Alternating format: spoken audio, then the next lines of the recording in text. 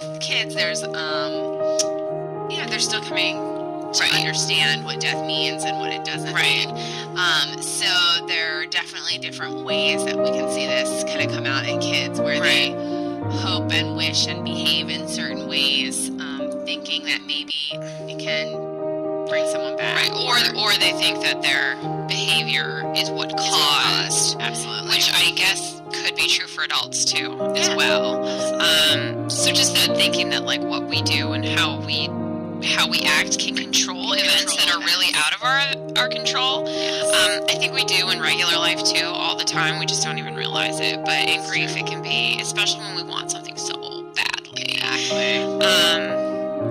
So the next one is kind of obvious to a lot of people, because when somebody dies, you have to change, right? You can't go back to how things were before. Like, you can't just, you might be able to get all your circumstances back to the same way they were before, but you as a person, if the loss was significant, are going to change. And along with that, a lot of the time, so does your worldview and your sense of what's important, your sense of what's right and wrong, your sense of your belief in a higher power, or whatever faith you ascribe to. So I think that can be really disorienting for people who went through life with one certain worldview, and to then have it kind of shattered. And you don't just like switch your worldview. You don't just say, okay, I'm going to adopt this one overnight. It needs to get rebuilt a lot of the time and remolded, and it takes work to get to a place where you find kind of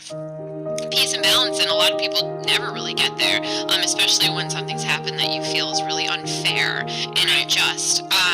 So I just think that having that kind of dissonance between what you used to think and what you think now in terms of how the world is and should be can cause a lot of confusion and disorientation for people. Well, and this is really connected to the next one, I think, which is, in addition to a change in your worldview, just sort of a change in your emotional outlook about things. And all of a sudden, maybe you went from being a really positive, optimistic, always look on the bright side kind of person, and after something so devastating, you can go through a period, either short-term or long-term, where maybe that's not how you see the world anymore, or really you have an ambivalence towards the world. You're feeling this sort of in this place where you just don't feel connected to the things that used to bring you joy. You're really struggling to find meaning in the world around you, and so your worldview kind of changes